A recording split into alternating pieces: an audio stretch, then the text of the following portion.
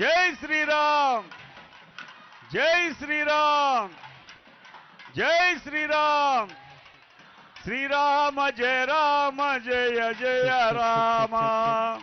Hello check check check. Srirama జయ రామ జయ జయ రామ. శ్రీరామ జయ రామ జయ జయ రామ. జై శ్రీరామ్ జై శ్రీరామ్ జై శ్రీరామ్ జై శ్రీరామ్ జై శ్రీరామ్ జై శ్రీరామ్ జై శ్రీరామ్ జై శ్రీరామ్ జై శ్రీరామ్ జై శ్రీరామ్ జై శ్రీరామ్ జై శ్రీరామ్ జై శ్రీరామ్.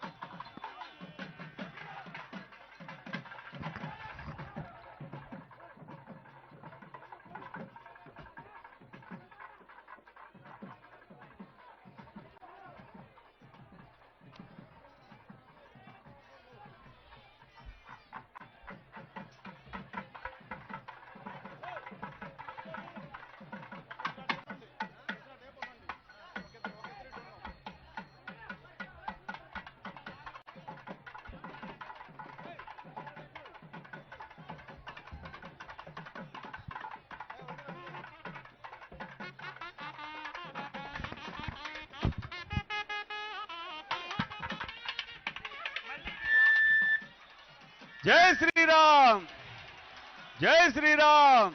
हेलो बोल भक्तवत्सल भगवान की भक्तवत्सल भगवान की भक्तवत्सल भगवान की राजा रामचंद्र महाराज की राजा रामचंद्र महाराज की राजा रामचंद्र महाराज की. जय श्री राम जय श्री राम जय श्री राम जय श्री राम जय श्री राम जय श्री राम जय श्री राम. श्रीरम सीतकाग निज सेवक बृंदमु वीर वैष्णवाचार जनंबुकाग विरजानदि गौतमिगाग వికుంఠము నారయ భద్రశిఖరాగ్రముగా వసించు చేతనోద్ధారకుడైన విష్ణుడవు దాశరథి కరుణాపయోనిధి. జై శ్రీరామ్. బోల్ భక్తవత్సల భగవాన్ की భక్తవత్సల భగవాన్ की భక్తవత్సల భగవాన్ की భక్తవత్సల భగవానికి, భక్తవత్సల భగవానికి, రాజా రామచంద్ర మహారాజుకి, రాజా రామచంద్ర మహారాజుకి, రాజా రామచంద్ర మహారాజుకి, రాజా రామచంద్ర మహారాజుకి. జై శ్రీరామ్, జై శ్రీరామ్, జై శ్రీరామ్.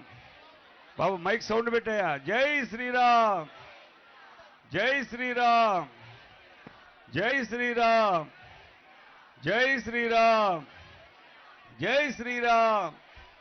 శ్రీరామ జయ రామ జయ జయ రామ.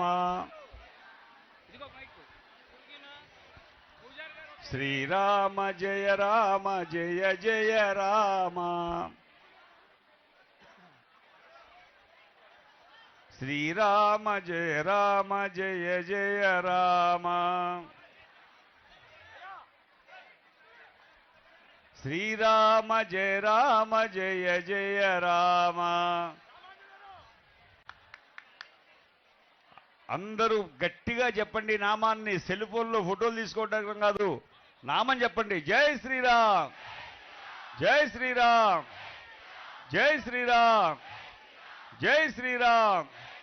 శ్రీరామ జయ రామ జయ జయ రామ.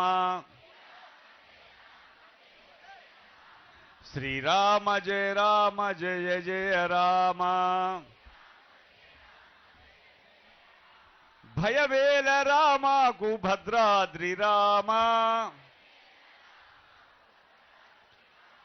భయవేల రామకు భద్రాద్రి రామ. శ్రీరామ జయ రామ జయ జయ రామ. శ్రీరామ జయ రామ జయ జయ రామ. శ్రీరామ జయ రామ జయ జయ రామ. శ్రీరామ జయ రామ జయ జయ రామ.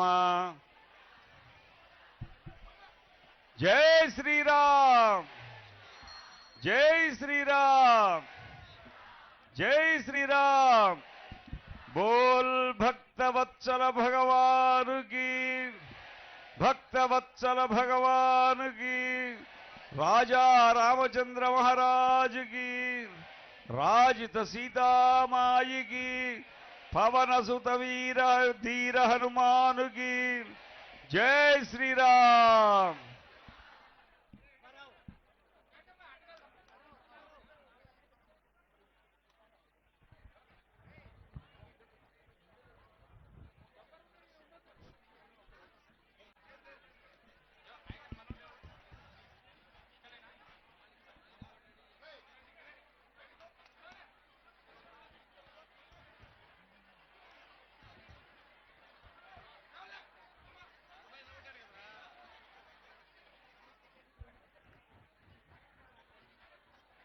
జై శ్రీరామ్, జై శ్రీరామ్.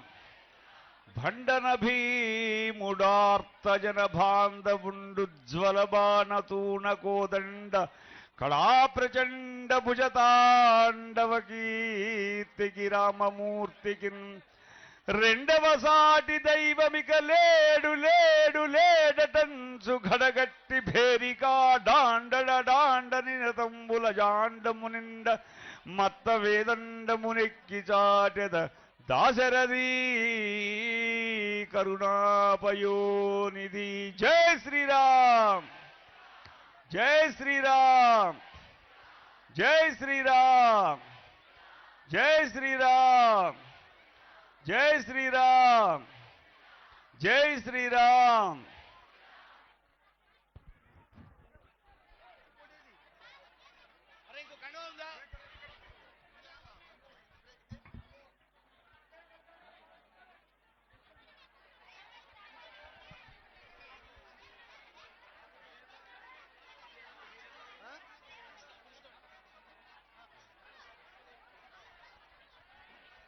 అంతా భక్తులంతా కూడా నిశ్శబ్దంగా ఉండాలండి.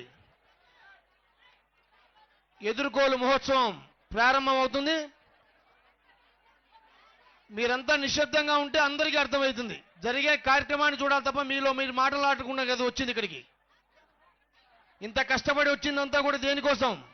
ఇక్కడ జరిగే ఎదుర్కోలు మహోత్సవాన్ని అందరూ ఆలకించడానికి.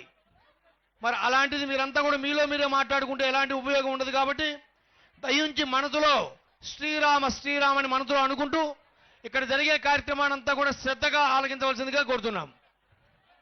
రాజా రామచంద్ర భగవాన్కి, సీతామాయికి, లక్ష్మణ స్వామికి, పవన సుత హనుమాన్కి, భద్రాద్రి రామ గోవింద, వైకుంఠ రామ గోవింద, ఓంకార రామ గోవింద, రామనారాయణ గోవింద. జై శ్రీరామ్, జై శ్రీరామ్, జై శ్రీరామ్.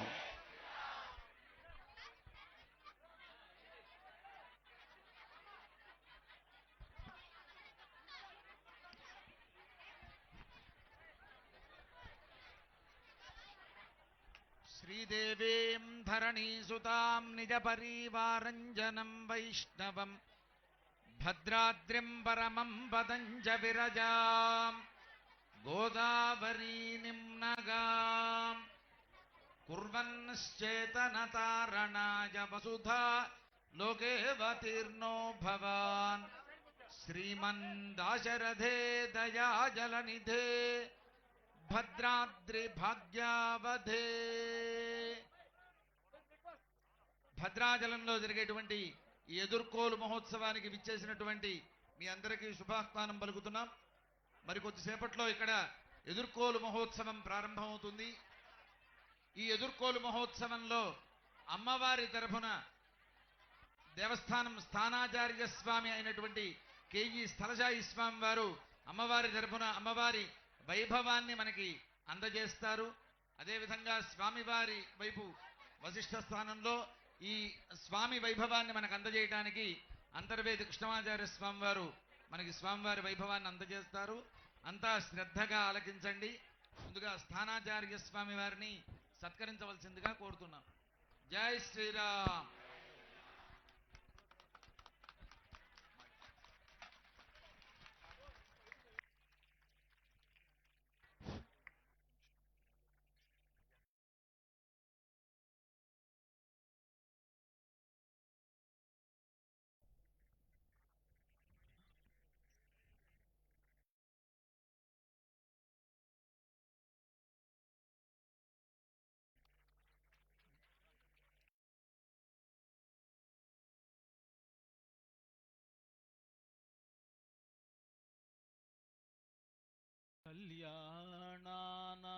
కళ్యాణానామవికలనిధిః కాపి కారుణ్యసీమా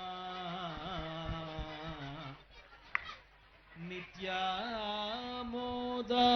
నిగమశిరసాం మౌళిమందారమాలా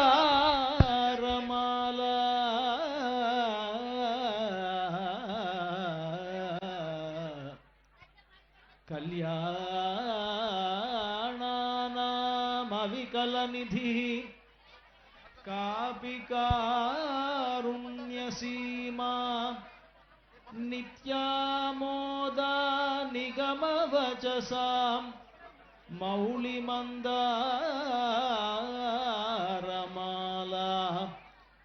సంపద్దివ్యా మధువిజయినః సన్నిధత్తాం సదా మే సైషా దేవీ సకలభువన ప్రార్థనా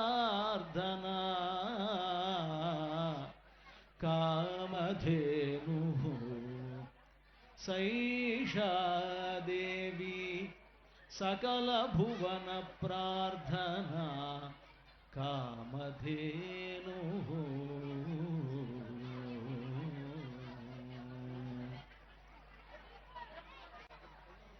భగవద్బంధువులారా, ఎదుర్కోలు ఉత్సవంలో ప్రధానంగా ఇక్కడ రెండు పక్షాలు ఉన్నాయి. అమ్మవారి పక్షం, అటు స్వామివారి పక్షం. ఈ ఎదుర్కోలు ఉత్సవం ఎందుకు చేస్తారు అని అంటే, మన ఇళ్లల్లో పెళ్ళిళ్ళు చేసుకునేటప్పుడు కూడా మగ పెళ్లి వాళ్ళని ఆడపెళ్లి వాళ్ళు ఆహ్వానించి వారికి పానకం, స్వీట్లు ఇలాంటి ఇచ్చేటువంటి ఒక ఆచారం మనకున్నది. అదే పద్ధతిలోనే ఇటు అమ్మవారి వైపున ఉండేటువంటి వాళ్ళు, అంటే ఆడపెళ్లి వాళ్ళు అన్నమాట, వీళ్ళు మగపెళ్లి వాళ్ళను సత్కరించేటువంటి ఒక వేడుక. వారిని ఎదుర్కొని వారిని తీసుకొచ్చి వారికి కావలసినటువంటి మర్యాదలన్నీ చేసి రేపు జరగబోయేటువంటి కళ్యాణానికి ఒక నిశ్చయాన్ని చేసుకునేటువంటి విధానం అంతా కూడా ఈ ఎదుర్కోలు ఉత్సవంలో ఉంటుంది. అంటే ఎదుర్కోలంటే అది ఉద్దేశం.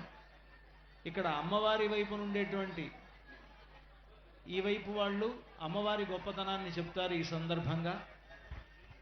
అటు స్వామివారి వైపు ఉండేటువంటి వారు రామచంద్రమూర్తి ఎలాంటి వాడో, ఆయన గొప్పతనం ఏమిటో, ఆయన గుణగణాలు ఏమిటో అదంతా కూడా అక్కడ వాళ్ళు వివరిస్తారు. కొన్ని సందర్భాల్లో ఎత్తి పొడుపులు ఉంటాయి, కొన్ని సందర్భాల్లో అవతలి వాళ్ళని ఎగతాళి చేయటం ఉంటుంది. ఇవన్నీ పెళ్ళిళ్ళలో మామూలుగా ఉండేవి. కనుక అవన్నీ కూడా చేసుకుంటూ ఇక్కడ ఈ ఎదుర్కోలు సన్నాహాన్ని మనం జరుపుకుంటాం. అమ్మవారి వైపు ఉండేటువంటి వాళ్ళు అమ్మవారే గొప్పది అని ఇక్కడ నిరూపించాలి. స్వామివారి వైపు ఉండేటువంటి వాళ్ళు స్వామివారే గొప్పవాళ్ళు అని వాళ్ళు చెప్పాలి. అది ఎలా చెప్తామనేటువంటిది ఇక్కడ మనం చూద్దాం. అలా అని ఇద్దరు వైపులు ఉండి వీళ్ళిద్దరు కొట్టుకుంటున్నారు, వీళ్ళిద్దరు పోట్లాడుకుంటున్నారని అర్థం కాదు. దీంట్లో ఉద్దేశం ఏమిటంటే చిట్ట చివరికి అసలు అమ్మవారికి స్వామివారికి ఉండేటువంటి గొప్పతనం ఏంటో మనందరికీ తెలుసుకోవడమే దీంట్లో ప్రధానమైనటువంటి ప్రయోజనం. కనుక అంతా కూడా శ్రద్ధగా వినవలసిందిగా కోరుతూ ఉన్నాం. ముందుగా అమ్మవారి వైపు నుంచే మాట్లాడాలి. ఎందుకంటే అందరూ అంటుంటారు కదా, లేడీస్ ఫస్ట్ అని. అమ్మవారి వైపే మాట్లాడాలి. కానీ నేనే మాట్లాడాను కనుక ముందు అవతల వాళ్ళకి ఒక ఛాన్స్ ఇస్తున్నాం అన్నమాట. అమ్మవారు ఎప్పుడు ఛాన్స్ తీసుకోరు, ఇస్తే తీసుకోరు, ఆవిడే అందరికి ఇస్తుంది. అది అమ్మవారికి ఉండేటువంటి ఒక గొప్పతనం. కనుక వాళ్ళకి ఒక ఛాన్స్ ఇద్దాం. రాముడు ఎంత గొప్పవాడో వాళ్ళు నిరూపించుకోవాలి. కనుక రాముడి గొప్పతనాన్ని అవతల ఉండేటువంటి ఆ రాముడి పక్షంలో ఉన్నటువంటి కృష్ణమాచార్యులు గారు ప్రారంభిస్తారు. జగత్యాశ్రిత సంత్రాస ధ్వాంత విధ్వంసనోదయ ప్రభావాన్ సీతయా దేవ్య పరమవ్యోమ భాస్కర ఆకారత్రయ సంపన్నాం అరవింద నివాసినీం అశేష జగదీశిత్రీం వందే వరదవల్లభా. శ్రీరామాయ నమః. శ్రీమతే రామానుజాయ నమః. అయ్యా, మాకు ఛాన్స్ ఇచ్చేవారన్నారు, కానీ మా ఛాన్స్ లేకపోతే అక్కడ మీకు ఫ్యాన్స్ అనేవాళ్ళు ఉండరు. మొట్టమొదటిగా మాకు ఇచ్చినటువంటి ఛాన్స్ కన్నా ముందే చాలామందికి మీరు ఇచ్చేసేసారు, ధనుర్భంగం చేయమని చెప్పి కన్యాశుల్కంగా పెట్టి. కాబట్టి మేము వచ్చిన తరువాతే మీకు ఆ ఛాన్స్ వచ్చిందంటే కన్యాదానం చేసేటువంటి అర్హత అనేటువంటి ఛాన్స్ మీరు దక్కించుకున్నారు. అది గమనించవలసిందిగా ప్రార్థన. మా ఊరికి వచ్చి మాకు మీరు ఛాన్స్ ఇవ్వడం ఏంటండి? ఇది మిథిలా నగరం. మిథిలా నగరానికి మీరు వచ్చారు, కానీ మేము అయోధ్య నగరానికి రాలేదు. కనుక మిథిలా నగరానికి వచ్చినటువంటి మీకు మేము కొన్ని మర్యాదలు చేయాలనేటువంటి ఉద్దేశం. అయ్యా, అది పద్ధతి కాబట్టి మీరు చేస్తున్నారండి, కానీ మీరు పద్ధతిగా మాట్లాడితే మరి కష్టం. మరి ఇంకొక విషయం, అసలు మిమ్మల్ని ఎవరు పిలిచారు? పిలవని పేరంటానికి మిమ్మల్ని విశ్వామిత్రుడు తీసుకొచ్చాడండి, అది గుర్తుపెట్టుకోండి. అయ్యా, గురువు గారు చెప్పారు కాబట్టి, మా నాన్నగారు చెప్పారు, స్వామివారి నాన్నగారు చెప్పారు, ఆయన ఏది చెబితే అది చేయమన్నారు కాబట్టి ఆయన వెంట నడిచి వచ్చారు. కాబట్టి గురువుకు గౌరవం ఇస్తూ ఆయన వినయశీలి కాబట్టి, సంపన్నుడు కాబట్టి రామచంద్రమూర్తి అలా రావటం జరిగింది. అంతే తప్ప పిలవని పేరంటం అంటూ ఏం లేదు, ఆయన పిలిస్తేనే వచ్చారు. లోకంలో కొంతమంది ఉంటారు, మర్యాద ఇవ్వకపోయినా మాకు మీరు మర్యాద ఇవ్వండి అని కోరుతూ అన్నమాట. అంటే వాళ్ళు కోరుకుంటారు. ఎట్లా అంటే ముందు వీళ్ళు వస్తూనే నేను చాలా గొప్పవాడిని అని చెప్పుకుంటూ వచ్చాడనుకోండి, వాళ్ళకి మర్యాద ఇవ్వాలేమో అని అనుకుంటారు అంతా కూడా. అంటే ఆ విధంగా మీరు వచ్చారు తప్ప మిథిలా నగరంలో మేము కేవలం అక్కడ ధనుస్సు ఉందని చెప్పాం, ఒక యాగం చేస్తున్నాం. ఆ యాగానికి పిలవకుండానే వచ్చాడు విశ్వామిత్రుడు. తనతో పాటు తన శిష్యులను తీసుకొచ్చాడు. సరే, ఏదైతే ఏమిటి, మాకు కావాల్సింది ఇక్కడ ఆ ధనుస్సుని ఎవరైతే ఎక్కువ పెడతారో అలాంటి వాళ్ళకి మా అమ్మాయిని ఇద్దామని అనుకొని మేము ఎలాగో అక్కడ పణంగా పెట్టాం గనక, పోటీ పెట్టుకున్నాం గనక వచ్చినటువంటి వాళ్ళు మర్యాదగా మాట్లాడితే బాగుంటుంది. వచ్చిన వారికి మర్యాద చేయటం మీ పద్ధతి అండి. కాబట్టి మర్యాదగానే మాట్లాడతాం. మా మర్యాద మేము దక్కించుకుంటాం. మా స్వామికి ఉన్న పేరే మర్యాద పురుషోత్తముడని. హద్దు తెలిసిన వాడు, హద్దు దాటని వాడు. కాబట్టి మా హద్దులో మాకుండటం ఆయనకి ఉన్నటువంటి సుగుణం. అది గుర్తుపెట్టుకోండి. ఆయన మంచివాడే కానీ ఆయన తరఫు వాళ్ళ గురించి మాట్లాడుతున్నాం. అయ్యా, ఆయన తరఫులో వచ్చినప్పుడు కూడా వారిని కూడా గౌరవించడం. అంటే పెళ్లి కొడుకు వచ్చారనుకోండి, పెళ్లి కొడుకుతో పాటు ఉన్నటువంటి వారందరినీ కూడా గౌరవించడం మీ సత్కారం. అది కాకుండా మీరే మా స్వామి యొక్క గొప్పతనాన్ని అనుకున్నారు. శతానంద స్థానంలో తమరున్నారు. మా స్వామివారి యొక్క మహిమేంటో మీకు తెలుసు. మీ తల్లిగారికి మా స్వామివారి యొక్క పాదరయస్సు జరగకపోతే శాప విమోచనం కాదు. కాబట్టి వారి యొక్క గొప్పతనం ఏంటో మీకు తెలుసు. వారు మర్యాద కలిగిన వారో లేదో మీకు తెలుసు. అందుకనే కదా మీకు ఛాన్స్ ఇచ్చింది. మళ్ళా ఛాన్స్ అంటున్నారండి మిమ్మల్ని మాట్లాడమని. అయ్యా సరే, సంతోషం. మాట్లాడుతున్నాం కదండి. మాట్లాడుతున్నారు కానీ అంటే పొల్లు మాటలు మాట్లాడుతున్నారు. ఏమండి? పొల్లు మాటలు మాట్లాడుతున్నారు. అలాంటిది ఏమీ లేదండి అయ్యా. లేదా? అయితే ఇప్పుడు మా అమ్మాయి గురించి గొప్పతనం చెప్పాలి గనక మేము మా అమ్మాయి విశేషాలను కూడా చెప్తాం ఇక్కడ. అయ్యా స్వామి. అంటే ఇప్పుడు మామూలుగా ధనుస్సును అక్కడ పటంగా పెట్టడం జరిగింది. ముక్కు మొహం తెలియని వాళ్ళు చాలామంది రాజులు వచ్చినట్లుగానే రాముడు కూడా అక్కడికి వచ్చాడు. అయితే విశ్వామిత్రుడితో వచ్చినందువలన ఆయనకు ఒక గౌరవం అనేటువంటి ఉన్నది. విశ్వామిత్రుడు రాముణ్ణి లక్ష్మణుణ్ణి ఇద్దరినీ తాను తీసుకొచ్చాడు. అంతకుముందు రామచంద్రమూర్తి విశ్వామిత్రుడి యొక్క యాగ సంరక్షణం చేశాడు కనుక వాళ్ళిద్దరూ ఈ పోటీలో పాల్గొనడానికి యోగ్యులు అని అనుకున్నటువంటి విశ్వామిత్రుడు వాళ్ళిద్దరినీ తీసుకొచ్చాడు. నిజంగానే వాళ్ళిద్దరినీ చూస్తే చాలా గొప్పవాళ్ళుగా అనిపిస్తూ ఉన్నారు మాకు, రాముడు లక్ష్మణుడు ఇద్దరు కూడా. అందుకని మనల్ని స్వాగతిస్తూ ఉన్నాం.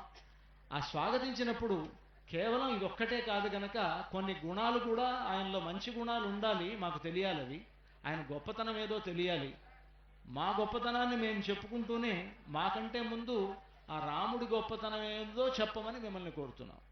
అయ్యా, సాధారణంగా మనకి కల్పసూత్రం ప్రకారము కన్యాదానం తీసుకోవాలన్నా సరే, కన్యాదానం ఇవ్వాలన్నా ఒక 7 గుణాలను పరిశీలించమన్నారు. కులం, శీలం, వపుర్విద్య, వయోవిత్తన్, సనాథత అనేటువంటి వాటిని పరిశీలించి వివాహం చేసుకోవటం అనేటువంటిది ఒక సంప్రదాయం. అలా చూచినట్లయితే ముందుగా మొట్టమొదటిది మాకు కులము. రామచంద్రమూర్తి కులం చూచినట్లయితే పురాణ ప్రసిద్ధి పొందినటువంటి కులంలో స్వామివారు జన్మించారు. సూర్యవంశ సముద్భవుడు. ఆ సూర్యవంశంలో పుట్టినటువంటి వారు మహనీయులందరూ కూడా చాలా ఎంతో మంది గొప్పవారు ఉన్నారు. ఇక్ష్వాకువు, కుక్షి మొదలైనటువంటి వారు దేవతలకు సైతం కూడా యుద్ధంలో సహకరించినటువంటి కకుత్స్థుడు మొదలైనటువంటి మహానుభావులందరూ జన్మించారు మా రామచంద్రమూర్తి వంశంలో. అంతేకాకుండా ఇంకా గంగను భూమికి తెచ్చి మనందరినీ కూడా పవిత్రం చేసినటువంటి భగీరథుడు ఈ వంశంలో జన్మించినటువంటి వాడే. సత్యానికి పెద్దపీట వేసినటువంటి సత్యహరిశ్చంద్రుడు కూడా ఈ వంశంలో జన్మించినటువంటి వాడే. షట్చక్రవర్తులలో ఒకరిగా చెప్పబడేటువంటి మాంధాత కూడా ఈ వంశంలో జన్మించిన వాడే. విశ్వజిద్యాగాన్ని చేసి తన సర్వస్వాన్ని ధారపోసి కాళిదాసు సైతం తన కావ్యానికి ఏ పేరు పెట్టాలయ్యా అంటే రఘువంశం అనేటువంటి పేరు పెట్టినటువంటి రఘువు కూడా ఈ వంశంలో జన్మించినటువంటి వాడే. అలాగ మా వంశంలో జన్మించినటువంటి మహానుభావులు ఎంతో మంది ఉన్నారు. ఇక వారి తండ్రి గారిని గురించి చెప్పాలయ్యా అంటే 10 దిశలా రథం కలిగినటువంటి మహానుభావులు దశరథ మహారాజు. అటువంటి వారి కుమారుడుగా యాగఫలంగా ఆయన జన్మించాడు రామచంద్రమూర్తి. అది మా స్వామివారి యొక్క వంశానికి ఉన్నటువంటి గొప్పతనం. మీరు మీ రాముడి వంశాన్ని గురించి చెప్పారు కనుక మరి సీత వంశం గొప్పతనం కూడా చెప్పాలి కదా. మేము అయ్యా ఖచ్చితంగా మీరు అన్నట్టుగా కులం అని అన్నారు. అటువంటి కులమే అంటే అలాంటి దానికంటే కూడా గొప్పతనం కలిగినటువంటి కులం ఇది. ఎందుకంటున్నామంటే మీరు చాలామంది పేర్లు చెప్పి మాంధాత, ఇంకా ఇంకో రఘుమహారాజు చెప్పుకోవడానికి అవకాశం ఉంది కాబట్టి చెప్పాను స్వామి. ఇక మాకు అలాంటి గొప్పతనమే మాకు ఉన్నది. ఉన్నప్పటికీ అంత చెప్పక్కర్లా. రాముడి యొక్క ఇంకొక అవతారమైనటువంటి కృష్ణుడే చెప్పాడు ఈ జనక మహారాజు గురించి. ఏం చెప్పాడంటే, కర్మణైవ హి సంసిద్ధిం ఆస్థితా జనకాదయ. కర్మయోగము అని గనక ఒకటి ఉంటే ఆ కర్మయోగం వల్ల సిద్ధిని పొందినటువంటి వాడు జనక మహారాజు అని రాముడి ప్రతిరూపంగా చెప్పేటువంటి కృష్ణుడే జనక మహారాజుని గొప్పగా భావించాడు గనక ఆ ఒక్కడి పేరు చెప్తే చాలు. అయ్యా, ఎంతమంది పేరు చెప్పాలి? మీ జనకుడు అనేటువంటి బిరుదండి అందరికీ. అన్ని మాటలు మాట్లాడాను, పూర్తిగా మాట్లాడండి స్వామి. అందుకని అంటే కర్మణైవ హి సంసిద్ధిం ఆస్థితా జనకాదయ. జనక మహారాజు ముఖ్యంగా ఈ కర్మయోగం వలన గొప్పవాడయ్యాడు అని చెప్పి కృష్ణుడే పొగిడినటువంటి వాడు జనక మహారాజు. అటువంటి జనక మహారాజు కుమార్తె జనక మహారాజు చంద్రవంశంలో పుట్టాడు. మీరు సూర్యవంశం అన్నారు. సూర్యవంశం భగభగలాడుతూ ఉంది చూడండి, అందరూ ఎలాగా చెమట్లు ఓడుతున్నారు. కానీ చంద్రుడు కాస్త ఉదయిస్తే చాలు అందరూ చల్లగా. అయ్యా, ప్రస్తుతం ఉదయించినట్టు కనిపిస్తున్నాడు, ఆయన చల్లదనం రాలేదు. అంటే ఆ సూర్యుడి ప్రతాపం ఎక్కువగా ఉంది. ఇంకా అంటే సూర్య ప్రతాపం ఎక్కువ ఉంటుందండి. ఆ ప్రతాపం ఉంటేనే చంద్రుడి యొక్క వెన్నెల ఉంటుంది. సూర్యుడు జగత్తుకు కారకుడు. సూర్యుడు లేకపోతే ఏదీ లేదు, మొత్తం శూన్యమే. మొత్తం గ్రహరాజుగా చెప్పబడేటువంటి వాడు సూర్యుడు. అటువంటి సూర్యుడి వంశంలోనే రాముడు జన్మించాడు కాబట్టి మా వంశం గొప్పది. మీ వంశం గొప్పది కాదంటల్లా, కానీ చంద్రుడి వంశం ఎంత గొప్పదో కూడా మనం తెలుసుకోవాలి కదా. అయ్యా చెప్పండి. ఈరోజు మనం ఇంత భోజనం 4 వేళ్ళు నోట్లోకి వెళుతున్నాయంటే ఆ చంద్రుడు లేకపోతే మనకి భోజనమే లేదండి కదా. అంటే ఓషధీనామధీశ. చంద్రుడు అంటే ఎవరు అంటే ఈ ఓషధులకి మనం ఈరోజు భోజనం చేసి హాయిగా తృప్తిగా బేవని త్రేణిస్తున్నామంటే ఆ చంద్రుడి వల్ల అనమాట. అంటే ఆ చంద్రుడి వంశంలో పుట్టినటువంటి అమ్మవారు ఎంత గొప్పదో చూసుకోండి. నీలలోహిత చర్య జరగకపోతే, అయ్యా వృక్షాలకు నీలలోహిత చర్య జరగకపోతే గనక ఆ ఔషధి గుణం చంద్రుడి వల్ల కలగదు. అది గుర్తుపెట్టుకోండి. మీరు ఇంటికి వెళ్ళినా ఇంట్లో మీకు భోజనం పెట్టేది అమ్మవారే కదా. అందుకని అయ్యా అమ్మగారే కావచ్చండి. అది ఆ అమ్మవారి గొప్పతనం అలాంటిది. అలాంటి ఒక వంశంలో పుట్టింది మా సీతమ్మ. చంద్రవంశంలో పుట్టింది. ఆ చంద్రుడి వంశం అనేటువంటిది చాలా గొప్పది. దాంట్లో ఉండేటువంటి మహారాజులంతా ఎలాంటి వాళ్ళంటే, ఇంకా మీ రాముడు పుట్టాడు, మా అమ్మ పుట్టనటువంటి గొప్పతనం కలిగింది. అంటే పుట్టకుండా ఎలా ఉంది అని అంటే, అసలు ఈ సీతమ్మ వారి వంశంలో ఉండేటువంటి వీళ్ళ తండ్రి కూడా పుట్టలే. అంటే పుట్టకుండా వాళ్ళంతా ఎలా గొప్పవాళ్ళు అయ్యారండి? అది నేను చెప్పడం కాదు, పురాణాల్లోనే ఉంది. విదేహుడు అని పేరు. ఆయనకి దేహమే లేదు. దేహం లేనటువంటి విదేహరాజు యొక్క కుమార్తె ఏమిడ. అంటే ఎట్లాగా? అంటే పుట్టిన వాళ్ళు ఎవరికి దేహం లేదండి? అయోనిజ. దేహం ఉందే ఎవరికి? పుట్టిన వాళ్ళందరికీ దేహం ఉంది కదండి. అంటే ఆ దేహం వేరే అయి ఉండొచ్చు. అయ్యా, అంటే దేహం ఉన్నటువంటి వాళ్ళందరిది మీలాంటి దేహం అనుకోకండి. అది దివ్యమైనటువంటి దేహమేమో. అయ్యా, కనుక దివ్యమైనటువంటి దేహం వేరు, మామూలు దేహాలు వేరు కదా. కనుక అలాంటి ఒక గొప్పతనం కలిగినటువంటి వంశంలో పుట్టినటువంటి సీతమ్మ కూడా వైదేహి అని పిలువబడుతోంది కదా. ఆ వైదేహి అనే పేరు ఎందుకు వచ్చింది అంటే, ఆ విదేహ వంశంలో పుట్టినటువంటి ఆవిడ గనక విదేహ వంశంలో పుట్టినటువంటి సీతమ్మకు వైదేహి అని పేరు.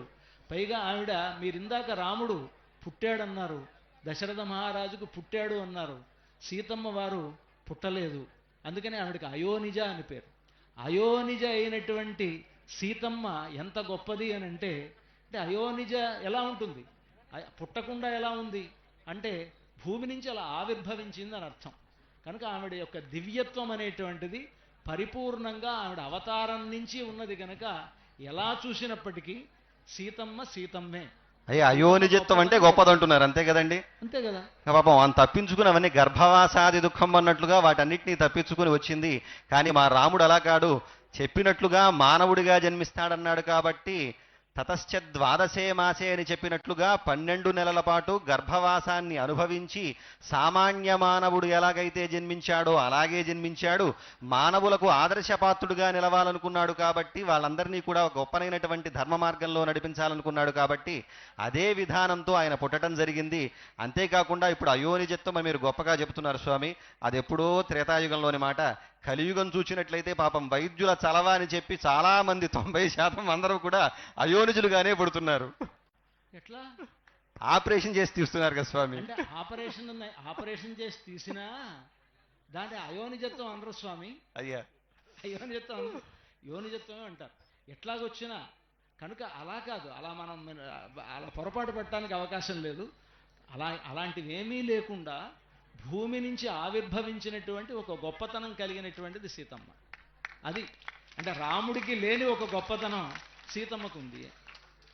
అది గొప్పతనం కాదు స్వామి, ఆయన ఇందాక చెప్పుకున్నట్లుగా ఆవిడ షార్ట్కట్లో వచ్చేసిందేమో కానీ స్వామి దాదాపుగా ఇందాక మనం చెప్పుకున్నట్లుగా గర్భవాసాది దుఃఖాన్ని అనుభవిస్తూ వచ్చాడు కాబట్టి స్వామి కూడా గొప్పవాడే. మీరే ఆ దుఃఖం అనుభవిస్తున్నాడు అన్న తర్వాత దుఃఖం ఉన్న వాళ్ళని గొప్పగా ఎలా భావిస్తాం? దుఃఖాన్ని కూడా దాటినటువంటి వాళ్ళని కదా మనం గొప్పవాళ్ళు అంటాం. దుఃఖం దాటిన తర్వాత కదా స్వామి సుఖం వచ్చేది. దుఃఖం దాటడం కంటే ఇప్పుడు దుఃఖపడుతూ ఉన్నాడు ఆయన, కానీ సీతమ్మకి దుఃఖమే లేదు. పోలేండి, సంతోషం, ఒప్పుకుందాం. తర్వాత దానికి వెళదాం. చెప్పండి అయ్యా. తర్వాత కులం శీలం. శీలం అంటే ఇంకా సీతమ్మ వారి శీలం గురించి చెప్పాల్సిన అవసరమే ఉంది. మీ రాముడే పరీక్షించాడు కదా, అంటే ఎత్తి పొడుపుది. అంటే సీతమ్మ శీలం మీ రాముడే పరీక్షించాడు కదా. ఆ పరీక్షించినప్పుడు కూడా దేవతలంతా ఏం చెప్పారు అని అంటే, ప్రాకృత ఇవ, నువ్వు ఒక ప్రాకృతుల్లాగా ఒక మామూలు మనిషిలాగా ఏంటయ్యా సీతమ్మని ఇలా పరీక్షిస్తావు? సీతమ్మ గురించి నీకు తెలీదా? సీతమ్మ గొప్పది అనేటువంటి విషయం నీకు తెలీదా? నువ్వెవరివి, సీతమ్మ ఎవరు అని ఇంతమంది చెప్పినా సీతమ్మని పరీక్షించాడు, ఇంకా పరీక్షిస్తూనే ఉన్నాడంటే ఎంత అజ్ఞాని రాముడు అని అనుకుంటున్నాం. అయ్యా అక్కడ అజ్ఞాని కాదండి, చాలా జ్ఞాని. రాముడుకు తెలిసినటువంటి ధర్మ సూక్ష్మం ఎవరికీ తెలియదు. ఆ సూక్ష్మ ధర్మాన్ని తెలిసినటువంటి వ్యక్తి ఎవరైనా ఉన్నాడంటే రామచంద్రమూర్తే. తనను తాను తగ్గించుకుని సీతాదేవికి గొప్పతనం తెలియాలని, తర్వాత ఎవరైనా అవాకులు చవాకులు ఏవైనా మాట్లాడతారేమో అని చెప్పి అగ్నిపునీత సీత అనేటువంటి మాట ఆమె కీర్తికి కలగటానికి కారకుడు ఎవరయ్యా అంటే రామచంద్రమూర్తే. తనను తాను తగ్గించుకున్నప్పటికీ కూడా సీత యొక్క ఔన్నత్యాన్ని పెంచి ఆమె సత్శీలాన్ని లోకానికి చాటి చెప్పినటువంటి మహనీయుడు రామచంద్రమూర్తి. సంతోషం. అంటే అలా చెప్పాడు, కానీ అసలు శీలం అంటే అలా మనం అర్థం చేసుకోవడం కంటే శీలము అంటే ఇంకొకళ్ళతో తాను గొప్పగా ఉన్నా తనకంటే తక్కువ వాళ్లతో కలిసిమెలిసి ఉండడం అనేటువంటి ఆ గుణం మా రామచంద్రుడికి చాలా ఉందండి. చెప్తాను. సీతమ్మ వారు సౌశీల్యం అంటున్నాం. ఆ సౌశీల్యం సీతమ్మ వారి గురించి చూస్తే ఆవిడ తనకంటే చాలా తక్కువ వాళ్లతో కూడా కలిసిమెలిసి ఉండేటువంటి ఒక గొప్పతనం కలిగినటువంటిది సీత. పైగా ఆవిడ రాక్షస స్త్రీలతో కలిసిపోయి ఉంది. రాక్షస స్త్రీలు అలాగా మునిపత్నులతో కలిసిపోయి ఉన్నది. అత్రి అనసూయల దగ్గరికి వెళ్ళినప్పుడు అనసూయాదేవితో కలిసిపోయి ఉంది. రాజస్త్రీలతో ఉన్నప్పుడు అక్కడ ఆ అంతఃపురంలో రాజస్త్రీలతో అందరితో కలిసిపోయి ఉన్నది. అంటే సీతమ్మ వారు ఎలా ఉన్నది అని అంటే వానర స్త్రీలతో కలిసి ఉన్నప్పుడు వానర స్త్రీలతోనూ కలిసిమెలిసి ఉన్నది. అంటే శీలము అని అంటే మన పెద్దవాళ్ళు చెప్పేటువంటి నిర్వచనం ఏమిటంటే మహతః మందై సహ నీరంధ్రేణ సంశ్లేష సౌశీల్యం అని. గొప్పవాళ్ళు తనకంటే తక్కువ వాళ్లతోటి తాను ఎంత గొప్పవాడైనా ఆ గొప్పతనాన్ని మరిచిపోయి ఎదుటి వాళ్ళతో కలిసిపోయి ఉండేటువంటి లక్షణం అది సీతమ్మ వారిలో మెండుగా ఉంది, కానీ రాముడిలో కనిపించట్లా. అదేమీ లేదు స్వామి, చాలా మెండైనటువంటి వాడు రామచంద్రమూర్తి. ఎంత మెండైనటువంటి వాడిగా అంటే తాను చక్రవర్తి కాకముందే జనం యొక్క కోరికలను తెలుసుకున్నాడు. అంతేకాదు వాళ్ళలో కలిసిమెలిసిపోయి వాళ్ళ కష్ట సుఖాలను పంచుకున్నాడు. అంతేనా, ఇప్పటికీ కూడా మనం చాలా గొప్ప పాత్రలుగా చెప్పుకునేటువంటి రామాయణంలో చాలా చిన్న చిన్న పాత్రలైనటువంటి గుహుడు కావచ్చు, ఎక్కడో పడవలు నడుపుకునేటువంటి వాడిని ఆత్మ సమసకుడు అని చెప్పాడయ్యా అంటే ఎంత సౌశీల్యం కలవాడండి. అంతేకాకుండా రాక్షసులతో కూడా కలిసిమెలిసాడు పాపం. వినండి స్వామి, అయ్యా అసలు ఆయన హనుమంతుల వారు వచ్చారు, హనుమంతుల వారు పరిచయం చేసుకుంటున్నారు రాముణ్ణి. అంతా అయిపోయిన తర్వాత రాముడిని చూస్తూ, మీరిద్దరూ ఎక్కడి నుంచి వచ్చారు, మీరెవరు? మీరు చూస్తుంటే రాజకుమారులాగా కనిపిస్తున్నారు. మీ భుజాలు బాగా ఆభరణాలతో అలంకరించుకోదగినవే ఉన్నవి, కానీ అలంకరించుకోకుండా మీరు మునివేషాలతో ఉన్నారు. కానీ మీ లక్షణాలు చూస్తే, మిమ్మల్ని చూస్తే రాజుల్లాగా అనిపిస్తోంది.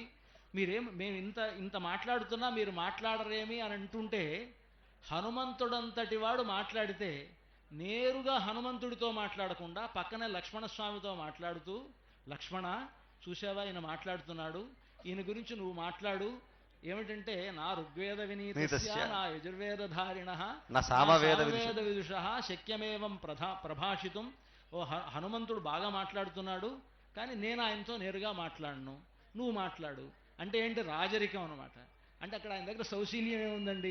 కానీ సీతమ్మ వారు అలా అనుకోలే. సీతమ్మ వారు హనుమంతుడితో మాట్లాడింది నేరుగా హనుమంతుడితో. సీతమ్మ తాను ఒక రాజరిక స్త్రీ, తాను రాణిగా ఉన్నప్పుడు తనకు ఈ ఘోష అనేటువంటిది ఉంటుంది. తన సేవకులతో నేరుగా మాట్లాడకూడదు, కానీ హనుమంతుడితో నేరుగా మాట్లాడింది. నేరుగా మాట్లాడలేదు స్వామి, పరీక్షించింది. ఈయన కాదా అవునా అనేటువంటి అనుమానపడింది. పక్కన లక్ష్మణ స్వామి వారు లాంటి వాళ్ళు ఎవరూ లేరు కాబట్టి పోనీ పక్కన రాక్షస్త్రితో కలిసిపోయింది అన్నారు కదా. ఏమా వచ్చినటువంటి వాడు మామూలు వాడో కాదో ఒకసారి కనుక్కోవడమా, మనవాడో కాదో అనవచ్చు కదా. రాక్షస స్త్రీలతో ఆవిడకి స్నేహం లేదు కదా. మీరు నాకు కలిసిపోయింది అన్నారు కదా స్వామి. కలిసిపోవడం అంటే వాళ్ళని రక్షించడంలో కానీ వాళ్ళతో మాట్లాడటంలో కానీ కలిసిపోయింది, కానీ ఆవిడ అభిప్రాయంతో వాళ్ళకి ఏకీభావం లేదు కదా. ఈవెన్ హింసించాలనుకున్నారు కదా, వాళ్ళని కూడా రక్షించింది ఆవిడ. అది గొప్పతనం. ఎక్కడండి? మీరు సుందరకాండ 26వ సర్గలో చూస్తే, నన్ను ఎవరైతే ఇలా ఏడిపించారో వీళ్ళందరూ తప్పకుండా ఏడుస్తారు, వీళ్ళందరూ కూడా బాధపడతారు, త్వరలోనే ఈ లంకా నగరం ఇదవుతుంది అని చెప్పేసి అంది. కోపంలో అనొచ్చు, కానీ ఆవిడకి ఆ మనస్సులో అది ఉంటే, హనుమంతుడు వచ్చినప్పుడు వీళ్ళందరూ నిన్ను ఏడిపించారు కదా, వీళ్ళందరినీ నేను ఒకసారి గుద్దులు గుద్దేస్తాను, వీళ్ళందరినీ కూడా చంపేస్తాను, నలిపేస్తానంటే, అప్పుడు ఆవిడ ఏమంటుందంటే, ఎవరు పాపం చేయని వాళ్ళు ఎవరున్నారు? పాపానాం వా శుభానాం వా వధార్హాణాం ప్లవంగమా కార్యం కరుణమార్యేణ నకశ్చిన్నాపరాధ్యతి. లోకంలో తప్పు చేయని వాళ్ళు ఎవరున్నారు? వీళ్ళు రాజసంశ్రయవస్యానాం. వీళ్ళు రావణాసురుడితో కలిసి ఉన్నప్పుడు రావణాసురుడు చెప్పిన మాట విన్నారు. ఇప్పుడు విభీషణుడు పరిపాలనలోకి వచ్చారు కదా, ఇప్పుడు విభీషణుడు మాట విని వీళ్ళందరూ చక్కగా ఉంటారు అన్నది. అయ్యా, జయించిన తర్వాత శాంతి పన్నాలు ఎన్నన్నా చెప్పచ్చండి. జయించిన తర్వాత శాంతి పన్నాలు ఎన్నన్నా చెప్పచ్చు. ముందు చూసినా ఆవిడ కోపంతో అన్నది కదా. కారుణ్యమూర్తి అయితే కనుక మాట్లాడిందా లేదా? ఆవిడ కారుణ్యం ఎంత చెప్పాలి అని అంటే, రావణాసురుణ్ణి కూడా భస్మం చేయగలిగిన శక్తి కలిగినది సీతమ్మ. అయిన స్వామి, కానీ రావణాసురుని కూడా ఏం చేయలే. ఎందుకంటే పతికృత రిపుపాతన ప్రతిజ్ఞా దళన భయాత్ అహితే ప్యదత్త శాపం. మంచి మాట చెప్పారండి. ఆవిడ రాముడికి కీర్తి కలిగించాలని ఒకటి, ఇంకొకటి రాముడు తనను ఆదేశించలేదు, నీ రక్షణ నువ్వు చేసుకోమని రాముడు ఆదేశించలేదు కనుక రాముడి ఆదేశం లేనప్పుడు వీళ్ళనేం చేయకూడదు, తన రక్షణ తాను చేసుకోకూడదు అని వాళ్ళని కూడా సహించిందనమాట. అంటే ఎంత ఓర్పు సీతమ్మ వారికి ఉన్నది. అక్కడికి ఆ ఓర్పుని మీరు పరీక్షిస్తున్నారు. ఇంకా ఓర్పును పరీక్షించలేడు స్వామి. ఆవిడ ఆజ్ఞ కావాలన్నప్పుడు ఆవిడ బద్ధురాలే కదా ఈయనకి. కాదని ఎవరన్నారు? అవునండి. ఇప్పుడు మీరు అన్నారు, ఏమన్నారయ్యా అంటే, వాళ్ళందరితో కలిసిపోయింది, పతివ్రతా మహాత్మ్యం కలిగినటువంటిది. అంటే ఆ పతివ్రతా మహాత్మ్యం అంటే పతిని అనుసరిస్తే కదా ఆ మహాత్మ్యం దక్కేది. పతి అయిన తర్వాత కదా అయ్యా, పతి అయిన తర్వాత కదా అది అవుతాడు కదండి. ఇప్పుడు మనం అయిన తర్వాత మాట్లాడుకుంటున్నాం కాబట్టి. ఇప్పుడు ఇక్కడ మనకి గుణాల్లో ఆయన కంటే ఈవిడకే ఎక్కువ ఆ గొప్పతనం ఉన్నది, సౌశీల్యం ఉన్నది అని చెప్పడం ఇక్కడ నా ఉద్దేశం. ఉందా లేదా మీరు ఒప్పుకోవాలి. అక్కడ ఉందండి. మాకు మా స్వామి వారికి ఉంది, ఆమెకి ఉంది. సీతమ్మ వారికి ఉన్నంత లేదేమో అని. అది మీరు మళ్ళా చూసుకోండి. అక్కడ వరకు వచ్చినంత మళ్ళా పొడుస్తున్నారు. ఇందాక హనుమంతుడితో నేరుగా రాముడు ఎందుకు మాట్లాడలేదు? ఏదండి, రాముడు మాట్లాడొచ్చు కదా. మాట్లాడొచ్చు, కానీ వచ్చినటువంటి వాడి యొక్క గొప్పతనం తమ్ముడికి కూడా తెలియాలనేటువంటి విషయంతో ఆయన అలా చెప్పాడు. వచ్చిన వాడు సామాన్యుడు కాదు అని చెప్పి. అక్కడ రాముడు నేరుగా చెప్పాడు, నేను రాజుతోటే మాట్లాడాలి, సుగ్రీవుడితో మాట్లాడతాను తప్ప సుగ్రీవుడి కంటే తక్కువ వాడైన ఆయనకి సచివుడైనటువంటి హనుమంతుడితో మాట్లాడకూడదు అనమాట. అది పద్ధతి పాటించాడండి, దానిలో ఇబ్బంది ఉంది. నిజమే. అక్కడ సౌశీల్యం అనేటువంటిది పోయింది కదా. ధర్మం పాటించారు కదండి. అంతే, ధర్మం పాటిస్తాడు, సౌశీల్యం లేదు. ఉంటుందండి. సౌశీల్యము ఉంటుంది, ధర్మము ఉంటుంది. ఇందాక మేము చెప్పుకున్నాం, సామాన్యమైనటువంటి మానవులందరితో కూడా కలిసి తిరిగాడంటే ఎంతటి సౌశీల్యం ఉండాలి. సరే అది మీరు సమర్థించుకోవటమే కానీ సీతమ్మ వారికి ఉండేంత సౌశీల్యం మాత్రం రాముడి దగ్గర లేదు. సరే, తర్వాత అయ్యా కులం, శీలం, వపుహు. వపుహు. ఇంకా సీతమ్మ వారి గురించి ఏం చెప్పాలి? ఆ వపుహు అని అంటే అలాంటి సౌందర్యం ఇంకోటి ఉండదు. హిరణ్యవర్ణాం హరిణీం సువర్ణరజతస్రజాం. ఆవిడెవరు అని అంటే పూర్తి హిరణ్యవర్ణ, బంగారు మేని వంటిదనమాట. శ్రీమన్మైథిల రాజరాజతనయాం వంద్యాం జగన్మాతరం భౌమీం భూమిభరాపహారి తరుణీం కారుణ్యకల్లోలినీం బ్రహ్మాణీ గిరిజా రమాదిమహితాం శ్రీవైష్ణవానాం సతాం ఆచార్యాం ప్రథమాం తడిన్మయతనుం సీతాం శ్రేయసే. తడిన్మయతనుం, అమ్మవారు ఎలాంటిదంటే బంగారు తీగ, బంగారు మెరుపు తీగ అనమాట. తడిన్మయతనుం, ఒక్కసారి ఆకాశంలో మెరుపు మెరిస్తే ఎటువంటి ఒక కాంతి ఉంటుందో. ఆ తీగ మెరవాలయ్యా అంటే దానికి సంబంధించినటువంటి వెనక్కి బ్యాక్గ్రౌండ్ కావాలి కదండి. ఆ బ్యాక్గ్రౌండ్ ఎవరయ్యా అంటే మా స్వామి. ఆమెకు ఆ మెరుపు కలగాలన్నా, మెరుపు రావాలన్నా, మెరుపు అందం తెలియాలన్నా కూడా నీలమేఘశ్యాముడైనటువంటి రామచంద్రమూర్తి మీదే ఆమె శోభిస్తుంది తప్ప పక్కన శోభించేటువంటిది ఇది కాదు.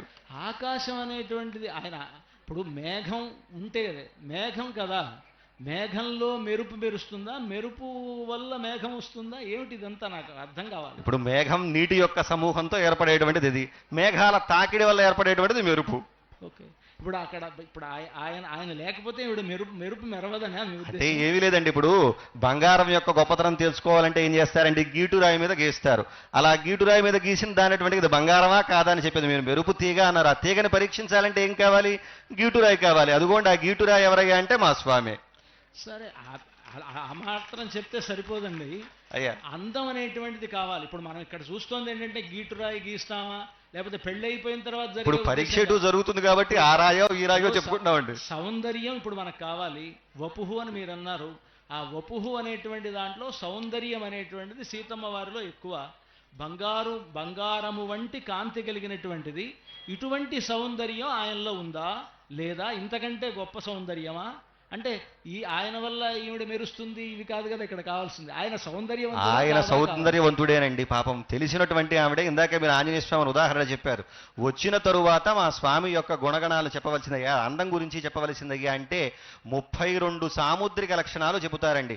ప్రపంచంలో ఏ వ్యక్తికి లేనటువంటి ఏకైకంగా రాముడికే ఉన్నటువంటి లక్షణాలు ఏవయ్యా అంటే ఆ 32 సాముద్రిక లక్షణాలు. నఖశిఖ పర్యంతము కూడా సాముద్రిక శాస్త్రం ఏది ఎలాగైతే చెప్పిందో అటువంటి గుణ స్వరూప సంపద కలిగినటువంటి వాడు రామచంద్రమూర్తి. అంతేకాకుండా ఆయన చెప్పినట్లుగా షణ్ణవత్యంగుళ అని చెప్పినట్లుగా 96 అంగుళాల ఎత్తుట, అంటే సుమారు 8 అడుగుల ఎత్తు మా స్వామివారు. ఆజానుబాహుత్వం అనేటువంటిది ఇంకా మిగతా ఎక్కడా మనం చూడలేం. అంటే మనం కూర్చుంటే మోకాళ్ళ వరకు చేతులు అందటం కాదు, నుంచున్నా కూడా చేతులు జాచితే మోకాళ్ళ వరకు ఉండేటువంటి విధానాన్ని మనకి ఆజానుబాహుత్వం అంటారు. అదిగోండి అటువంటి ఆజానుబాహుడు. ఇక దాని గురించి రూపం గురించి చెప్పాలయ్యా అంటే చంద్రవత్ ప్రియదర్శన, చంద్రుడిలాగా అందరికీ ఆనందాన్ని అందించేటువంటి వాడు రామచంద్రమూర్తి. ఆయన సౌందర్యం అంతా ఇంత అని చెప్పలేము, ఎంతో ఉన్నది. శతకోటి మన్మథాకార అన్నట్లుగా 100,000 కోట్ల మన్మధులకి యొక్క అందం ఎంతైతే ఉందో అంత అందం కలిగినటువంటి వాడు రామచంద్రమూర్తి. కానీ అక్కడ ఈ అందం అనేటువంటి దాని గురించి చెప్పేటప్పుడు శంకరాచార్య వారు చెప్తారు, ఆమీలితాక్షమధిగమ్య ముదా ముకుందం ఆనందకందమనిమేషమనంగతంత్రం. ఆయనే నోరు వెళ్ళబెట్టుకుని చూస్తున్నాడు సీతమ్మ వారిని అంటుంటే మరి ఈవిడ అందమైందా, ఆయన అందమైన వాడా? ఆయన నోరు వెళ్ళు పెట్టుకునేటువంటి గుణం మా రాముడికి కాదండి. ఎవరిని చూసినా కూడా అలా నోరు వెళ్ళబెట్టేటటువంటి గుణం మా రాముడి చంద్ర దగ్గర లేదు. ఎంతటి అందగత్తె వచ్చినా సరే ఆయన అలా ఉండేటువంటి వాడే తప్ప. ఇప్పుడు శంకరాచార్య వారు చెప్తున్నారండి, అయ్యా అది వారి భావన కావచ్చేమో. అనంగతంత్రం అని అంటున్నారు ఆయన. అంటే ఏమిటి, అలాగా అంత ఆయన్ని కూడా మోహింపజేస్తుంది కదా అలాంటి అందం. ఇప్పుడు ఇంకొకటి చెప్తారు. ఎట్లా అంటే చాలామంది ఆసంసారం వితతమఖిలం వాంగ్మయం యద్విభూతి. లోకంలో బ్రహ్మ సరస్వతులు వాళ్ళిద్దరూ మంచి జంట అంటాం. సరస్వతీదేవిని చూసి బ్రహ్మదేవుడు ఆయన మా భార్య చాలా అందమైనది అని చెప్పి సరస్వతీదేవి మీద ఆయన మోహపడుతున్నాడు అంటే, సరస్వతీదేవికి అటువంటి ఒక అందాన్ని ఇచ్చింది ఎవరు అని అంటే ఈ లక్ష్మీదేవే, సీతమ్మ వారే. ఈ సీతమ్మ వారి వల్లనే సరస్వతీదేవికి అలాంటి అందం వచ్చిందట. ఆసంసారం వితతమఖిలం వాంగ్మయం యద్విభూతి యద్భ్రూభంగాత్ కుసుమధనుష కింకరో మేరుధన్వా. పరమశివుడు చాలా గొప్పవాడు, మంచి ఇంద్రియ నిగ్రహం కలిగినటువంటి వాడు. అలాంటి వాడు పార్వతీదేవి అంటే చాలా ప్రేమ ఆయనకి. ఎందుకంత ప్రేమ ఏర్పడింది పరమశివుడికి అనంటే, మేరుధన్వ కింకరః పుష్పధన్వన. పుష్పధన్వ అంటే మన్మధుడు పుష్పధనుస్సు కలిగినటువంటి వాడు. పుష్పధనుస్సు కలిగినటువంటి మన్మధుడికి కింకరో మేరుధన్వ, పరమశివుడు కింకరుడయ్యాట. ఎలాగా అంటే పార్వతీదేవి మీద మోహంతో. అంటే పార్వతీదేవి మీద పరమశివుడికి మోహం కలిగిందంటే మన్మధుడి బాణం పనిచేసింది అని అర్థం. కనుక అలాంటి ఒక గొప్పతనం పార్వతీదేవికి కలిగిందంటే అది కూడా ఈవిడ వల్లే. నేను చెప్పింది కాదు, నేను చెప్పిన మాట కాదు కదా, నా సొంత మాటలైతే మీరు కొట్టేయచ్చు. పూర్తిగా వినండి.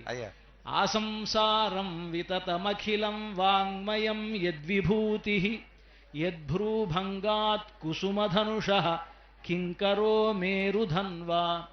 యస్యాం నిత్యం నయనశతకైః ఏకలక్ష్యో మహేంద్రః పద్మే తాసాం పరిణతిరసౌ భావలేశైస్త్వదీయైః.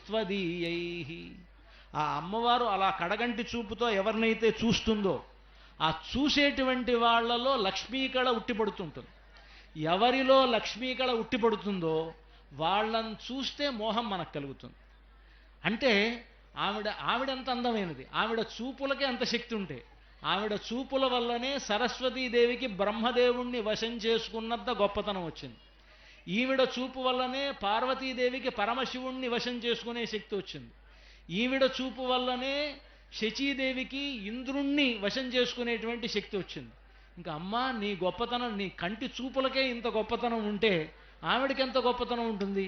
కనుక ఆవిడ అందం ఎలాంటిది అని అంటే ఆయన్ని కూడా అలాగా అనంగతంత్రం అలా నోరు వెళ్ళబెట్టుకుని చూసేట్లుగా చేస్తోందన్నమాట. కనుక ఆయన సౌందర్యం గొప్పదా ఈవిడ సౌందర్యం గొప్పదా అంటే తనుహు అంటే ఆ సౌందర్యం ఆవిడదే, అందం అంటే ఆవిడదే, రాముడిది కాదు. మీరు పక్కన మాట్లాడిస్తే మాట్లాడతామండి. అయ్యా అందం అని చెప్పేసి అమ్మవారిదని చెప్పన్నారు, కానీ ఇందాక శివుడి గురించి చెప్పాడు. ఆ శివుడు కూడా నిత్యం కూడా ఎవరిని ఆనందంగా చేసుకుంటుంటాడయ్యా అంటే ఆ రాముణ్ణే స్మరిస్తూ ఆనందంగా ఉంటాడు. ఆవిడ పార్వతిని చూచినా సరే, పార్వతి ఆయన్ని చూచినా సరే, ఈయన నిత్యం కూడా ఆనందపడేది ఎవరినయ్యా అంటే రాముణ్ణి హృదయంలో నింపుకున్నటువంటి వాడు ఈయన. అలాగే ఇంద్రాది దేవతలందరూ కావచ్చు, లేకపోతే బ్రహ్మ కావచ్చు, మొదలైనటువంటి వారందరూ కూడా ఈయన యొక్క అనుగ్రహం వల్లే తమ పదవుల్ని పొందారు, తమ విధానాన్ని పొందారు. అయినప్పటికీ కూడా రామచంద్రమూర్తికి మించినటువంటి సౌందర్యవంతుడు ఇంకొకడు లేదు. ఎందుకయ్యా అంటే పుంసాం మోహన రూపాయ పుణ్యశ్లోకాయ మంగళం అన్నట్లు కూడా ఇక్కడ అయ్యా అక్కడ అదే స్వామి చెప్పనివ్వండి. ఇక్కడ పుంసాం అంటే కేవలం పురుషులకే మోహం కలిగిస్తాడంటే కాదు. మనకి వేదాంత శాస్త్రంలో చూస్తే సమస్త ప్రకృతి మొత్తం స్త్రీప్రాయము, భగవంతుడు ఒక్కడే పురుషప్రాయం. కాబట్టి అటువంటి వారందరికీ కూడా ఆనందాన్ని అందించేటువంటి వాడు, అందరికీ కూడా రమించువారెవరురా రఘుత్తమానిను వినా అన్నట్లుగా రాముడి కన్నా ఆనందాన్ని పందించేవాడు, అందంగా ఉన్నటువంటి వాడు మరొకడు లేడు. కాబట్టి ఈవిడ వరించిందయ్యా అంటే ఆయనకి ఆ గుణం ఉండబట్టే కదా, కన్యా వరయతే రూపం అని చెప్పేసి ఉంది కదా. కాబట్టి ఆవిడ వరించిందయ్యా అంటే ఈయనకి రూపవంతుడే కదా. ఇంకొకటి చెప్తాను అమ్మవారి అందం గురించి చెప్పాలి కనుక పోతన గారు చెప్పారు. మనకి లోకంలో ఎవరైతే ప్రధానమైన వాళ్ళని చెప్పి ఆ ప్రధానమైన వాళ్ళతో ఉండేటువంటి వాళ్ళని అప్రధానంగా చెప్తారు. అంటే రాముడు వెళ్ళాడు అడవులకి అంటే రాముడితో లక్ష్మణుడు వెళ్ళాడు, రాముడితో సీతమ్మ వెళ్ళింది అని అంటే రాముడు వెళ్ళడం ప్రధానం, రాముడితో వెళ్ళినటువంటి లక్ష్మణుడు అప్రధానం, సీతమ్మ అప్రధానం. కనుక సహ అనేటువంటి ఒక మాట సంస్కృతంలో చెప్తే కూడి, ఒక వాళ్ళతో కూడి అని అంటే ఆయన ఆ ఎవరైతే కూడించుకున్నారో వాళ్ళు గొప్పవాళ్ళు తప్ప మిగతా వాళ్ళు కాదు. మనకి చక్కగా పోతన్న గారు ఒక పద్యం చెప్పారు. మెరుపు చంగటనున్న మేఘంబు కైవడి నువ్విద చెంతనుండ వెలుగువాడు అనుకోండి, ఏదో పద్యం అయ్యా అక్కడ చెప్పేటప్పుడు పోతన్న గారు అంటారు, మెరుపు చెంగటనున్న మేఘంబు కైవడి అంటే మెరుపు పక్కన ఉండేటువంటి మేఘము అని మెరుపుకి ప్రాధాన్యత ఇచ్చి మెరుపుకి పక్కన ఉండేటువంటి ఆ రాముణ్ణి అప్రధాన్యం చేశారు. ఇందాకే చెప్పుకున్నామండి, మేఘం లేకపోతే మెరుపు లేదు అన్న. కాదండి, అక్కడ పోతన గారు చెప్పినటువంటి పోతన గారు చెప్పవచ్చండి, మేఘం కానీ కనిపిస్తుంది అన్నారు. రెండు పరస్పరం సంబంధం కలిగినటువంటి, అది ఉండాలంటే ఇది ఉండాలి, ఇది ఉండాలంటే అది ఉండాలి. కాబట్టి అందం ప్రకారం చూసినా సరే ఇద్దరు కూడా సమానమైనటువంటి అందమైనటువంటి వారే. మీకు ఇంకో విషయం చెప్పాలంటే మేఘం ఎందుకు చెప్పండి. మరి ఇప్పుడు మీరే చెప్పారు కదా స్వామి. వినండి, మేఘం ఎందుకు అంటే వర్షం కురవాలి కదా. వర్షం కురవాలని, వర్షం వస్తుంది అంటే మెరుపు మెరిస్తేనే, మెరుపు మెరిసినప్పుడు ఉండేటువంటి మేఘం ద్వారానే వర్షం వస్తుందని మనకు చెప్తారు. మెరుపు మెరవకపోతే మెరుపు మెరవకుండా మేఘాలు ఉన్నాయనుకోండి, ఆ మేఘాల వల్ల ఏ ప్రయోజనం ఉండదు. మెరుపు ఉన్నప్పుడు, ఆ మెరుపు మెరిసినప్పుడు ఉండేటువంటి మేఘానికే వర్షం కురిసేటువంటి శక్తి ఉంటుంది. కనుక అమ్మవారు మెరుపుగా ఉన్నప్పుడు అమ్మవారి పక్కన ఉండేటువంటి స్వామికే శక్తి ఉంటుంది. కానీ లేకపోతే ఆయన వర్షానికి ఎలాగైతే వర్షం కురిపించేటువంటి శక్తి మేఘానికి ఎలా అయితే ఉండదో, మనలాంటి భక్తుల్ని మేఘం కరిగితే వర్షం వస్తుంది స్వామి, మేఘ తాడనం వల్లే మెరుపు ఏర్పడుతుంది. మీకు ఆ మెరుపు లేకపోతే, మెరుపు లేనటువంటి మేఘం వర్షించదు అంటారు. గనక ఆ వర్షించేటువంటి శక్తి ఆయనకు ఉండదు. శివశక్త్యాయుక్త, ఆవిడతో కలిసి ఉంటే ఆయనకి శక్తి ఉంటుంది, లేకపోతే ఆవిడ లేకపోతే ఆయనకి శక్తి. ఆయనేమీ లేదండి, ఆయన శక్తివంతుడే. ఇవన్నీ నా మాటలు కావు, మేము నా మాటలు చెప్పండి స్వామి, పురాణాధారంగానే చెప్తున్నాము. ఆయన ఒక్కడే ఉంటే చాలు, శక్తివంతుడే రామచంద్రమూర్తి కూడా. కాబట్టి అందగాడే. ఎట్లా అంటే ఆయన శక్తి ఎలా తెలుస్తుంది? ఆయన శక్తి చాలా మామూలు సంపన్నుడా ఏంటి? శక్తి ఏదో మీకే తెలుసు. వచ్చినటువంటి వాడికి ఇప్పటి వరకు మీకు కన్యాదానంగా మీరు ప్రకటించారు, కన్యాశుల్కంగా వచ్చి విరిచాడయ్యా అంటే ఆయన ఎంత శక్తివంతుడో తెలియదా? ఆయన తప్ప ఇంకెవరైనా ధనుర్ని విరవగలిగారా? అప్పటి వరకు చాలా మంది వచ్చారు, పాపం లేవద్దామని ప్రయత్నం చేశారు, కానీ ప్రయత్నం లేకపోయింది. అయినప్పటికీ కూడా పాపం చాలా మంది ఈమెని అడగటం కోసం ఎంతో మంది దండెత్తి వచ్చి యుద్ధాలు చేశారు. యుద్ధాన్ని సైతం మళ్ళా ఆయన శివుడి గురించి తపస్సు చేసి మళ్ళా దాన్ని అంతా కూడా నిలుపుదల చేసుకున్నారు జనక మహారాజు గారు. ఆ తర్వాత రాముడు వచ్చిన తర్వాత కదండి ఆయన ఎంత శక్తిమంతుడో. ఏదో పెళ్ళున విరిగే విల్లు, గల్లుమనే గంటలు, జల్లుమనే సీత అన్నట్లుగా ఆయనకు ఒక్కసారిగా ఆయన విరిస్తేనే కదా ఆవిడికి జలతరింతనేటువంటిది పుట్టింది. ఆయన రాకపోతే ఆమెకి లేదు. కాబట్టి ఈయన శక్తివంతుడే. మీరు అలా అనుకుంటున్నారు, కానీ ఆయనకు అలాంటి గొప్పతనం అంతా కూడా ఆవిడే కల్పించింది, లేకపోతే ఆయనకు ఆ గొప్పతనం లేదు. ఎందుకంటే ఆయన కంటే ముందే ఈ లోకానికి వచ్చింది. ఆవిడ వచ్చిందని ఆయన బయలుదేరి వచ్చాడు. అదేమీ లేదండి, ఆవిడ రాఘవత్వే భవేత్సిత, ఎప్పుడూ విడిచిపెట్టకుండా ఉంటుంది కాబట్టి ఆమె వచ్చిందేమో, కానీ ఆయన లేకపోతే ఇది లేదు. ఆయన్ని అనుసరించే ఆవిడ వస్తుంది. పాపం ఆయన ప్రణాళికను అనుసరించే ఆవిడ, ప్రణాళిక కావచ్చు, నాలిక కావచ్చు, ఏదైనా కావచ్చు, ఆయన్ని అనుసరిస్తే వస్తుంది. అది కాదండి, మాకు పెద్దలు చెప్పిన మాట ఏంటంటే, ఆయన ఏదైనా ఒక పని చేస్తున్నాడంటే ఈవిడ ముఖం చూసే చేస్తాడట. చిచలిషే తవ భ్రూలత, ఆవిడ ఎటు ఇలా కళ్ళు ఇలా తిరిపితే ఆయన అటువైపు చూస్తాడు.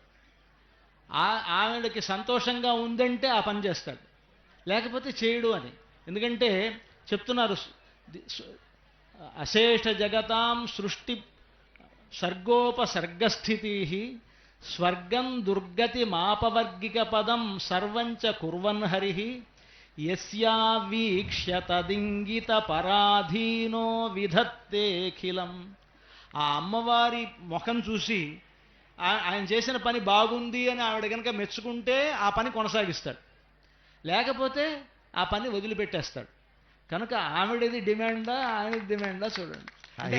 ఆయన చూపులు ఎటువైపు తిరిగితే అటు ఆయన తిరుగుతాడు. ఆవిడకి అంత శక్తి ప్రసాదించింది కూడా ఏదయ్యా అంటే అండి, గృహిణిగా చేసుకున్నాడు. గృహిణిగా చేసుకున్న తర్వాత ఎలా ఉంటుందయ్యా అంటే భార్యకి అంగీకారం తెలిసిందనుకోండి, అంగీకారం తెలియజేసిందనుకోండి, ముందుగా చెప్పేది ఆమెకే కాబట్టి, సంతోషాన్ని పంచుకునేది ఆవిడతోనే కాబట్టి ముందుగా ఏ ఇబ్బంది ఉండటం కోసం ఏం చేస్తారు అంటే అది చేస్తారు. అంతేకాకుండా ఇందాక మీరు అన్నారు ఆ శక్తి ఎలా వచ్చిందయ్యా అంటే మనకి భాగవత పురాణం చెబుతోంది. బ్రహ్మాదులందరికీ కూడా అంత గొప్పనైనటువంటి స్థానాలు లక్ష్మీ కటాక్షం వల్ల కలిగినప్పటికీ కూడా ఆ లక్ష్మికి అంతటి శక్తి ఎలా వచ్చిందయ్యా అంటే నిత్యము కూడా ఆ స్వామి పాదసేవనం వల్లే లభించింది అని చెప్పేసేసి చెప్పడం జరిగింది మనకి భాగవత పురాణం. కాబట్టి అటువంటి శక్తి ఆవిడికి వచ్చిందంటే అది మా స్వామి వల్లే, స్వామివారి పాద సంవాహనం వల్లే ఆ శక్తి ఆవిడికి లభించిందని గమనించాలి. ఇది నేను చెప్పినటువంటి మాట కాదు, ఇందాక అన్నారు కాబట్టి భాగవతమే చెప్పింది. మా ఫెమినిజం దీన్ని ఒప్పుకోదు. అయ్యా ఇక్కడ ఫెమినిజం కాదండి. అంటే మీరు చెప్తున్నారు కానీ అది మాకెందుకు అంగీకారంగా లేదు. ప్రతిదీ మా ఆడవాళ్ళని ఇంత తక్కువ చేస్తే ఎట్లాగా? ఆడవాళ్ళు తక్కువ చేసింది ఏమీ కాదు స్వామి, మీరు తక్కువ చేస్తే ఎట్లా? తక్కువే లేదు స్వామి, దాదాపు ఉన్నతమైనటువంటి సమమైనటువంటి గౌరవాన్ని ఆయన అందిస్తాడు. ఎందుకయ్యా అంటే వీరిద్దరి దేహాలు వేరు కావచ్చు కానీ మనసులు మాత్రం ఒకటే. కాబట్టి అక్కడ తక్కువ చేసినటువంటి మాట ఏమీ లేదు. ఆమె ఇంగితాన్ని ఈయన గ్రహించగలిగినటువంటి గొప్ప సంపన్నుడే మా రామచంద్రమూర్తి. సరే, ఇప్పుడు ఆ అందం విషయంలో అయితే మీరు కొంత తక్కువే అనిపిస్తోంది. మా అందం మాదే కనుక ఏదండి బాబు మీరు కింద పడ్డా మాదే పై చేయనటువంటి ధోరణి మీది. సరే కానివ్వండి. తర్వాత మేము కింద పడటం, మీరు కింద పడుతున్నారు ప్రతిసారి. మేమేం కింద పడట్లేదు స్వామి. సరే సరే, ఆ తర్వాత ఆ అందం తర్వాత ఏంటి చెప్పండి?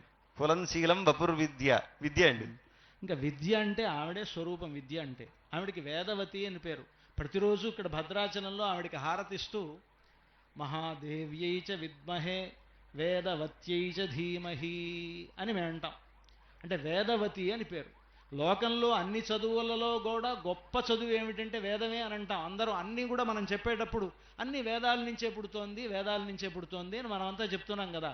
ఆవిడ ఎవరు అని అంటే వేదవతి, అంటే వేదమును కలిగినది. వేదమును అంటే జ్ఞానము అని అర్థం, అంటే జ్ఞానము కలది అని అర్థం. కనుక జ్ఞానము మూర్తీభవించినటువంటిది ఆవిడ. ఆవిడ గురించి చెప్తారు, యజ్ఞ విద్య మహావిద్య గుహ్య విద్యా చ శోభనే ఆన్వీక్షకీ త్రయీ వార్త దండనీతిస్త్వమేవ చ. ఆన్వీక్షకి, త్రయీ వేదము, వార్త, ఇవన్నీ ఏవైతే శాస్త్రాలు చెప్తున్నారో అవన్నీ కూడా ఆవిడే. ఆవిడవన్నీ కలిగి ఉన్నది. వేదవతి అని ఆవిడకి పేరు. అంటే చక్కటి జ్ఞానం కలిగినటువంటిది అనుకున్నామండి. కానీ వినండి, చెప్పండి. చదువు అనేటువంటిది చూస్తే ఇవన్నీ ఆవిడ దగ్గర ఉన్నది. అంటే ఆ చదువు అనేటువంటి దానికి చదువులన్నిటికీ కూడా ఆవిడే ప్రధానమైనటువంటిది. పైగా చెప్తారు, లోకే వనస్పతి బృహస్పతి తారతమ్యం యస్యాః ప్రసాద పరిణామముదాహరంతి సా భారతి భగవతి తు యదీయదాసి తాం దేవదేవ మహిషీం శ్రియమాశ్రయామః. లోకంలో అందరూ అనుకుంటూ ఉంటారు, పలానివాడు చాలా గొప్పవాడు, చదువుకున్నవాడు, ఒకడు చాలా ఏమి చదువు రానటువంటి వాడు, ముద్దులాగా ఉన్నాడు అని అంటారు. ఈ రెండు కూడా ఎవరి వల్ల వస్తుంది అనంటే సరస్వతీదేవి అనుగ్రహిస్తే అనుగ్రహించిన వాడు గొప్ప విద్యావంతుడు అవుతాడు. సరస్వతీదేవి యొక్క అనుగ్రహం లేకపోతే వాడు వనస్పతి అవుతాడు, అంటే మొద్దులాగా తయారవుతాడు. కనుక ఇవి రెండు కూడా సరస్వతి యొక్క అనుగ్రహం అనుకుంటే అటువంటి సరస్వతి సా భారతి భగవతీతు యదీయదాసి. ఆ సరస్వతీదేవి లక్ష్మీదేవికి దాసురాలుట. ఎందుకు దాసురాలయ్యింది అనంటే ఆవిడెవరు? విష్ణుపత్ని. బ్రహ్మదేవుడెవరు? విష్ణువు యొక్క నాభి కమలం నుంచి పుట్టినటువంటి వాడు. అంటే బ్రహ్మదేవుడు విష్ణువు యొక్క కుమారుడు. బ్రహ్మదేవుడి భార్య సరస్వతి.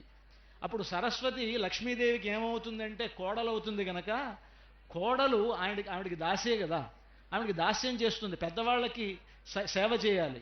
కనుక అలాంటి గొప్పతనం కలిగినటువంటిది ఆవిడ. అంటే సరస్వతీదేవిని, చదువుల తల్లి అయినటువంటి సరస్వతీదేవిని కూడా ఆవిడ చేత సేవ చేయించుకునేటువంటి ఒక గొప్పతనం కలిగినటువంటిది మా సీతమ్మ. గనుక విద్య అన్నారు కదా, ఆ విద్య అనేటువంటిది పరిపూర్ణంగా ఆవిడ దగ్గరే ఉంది.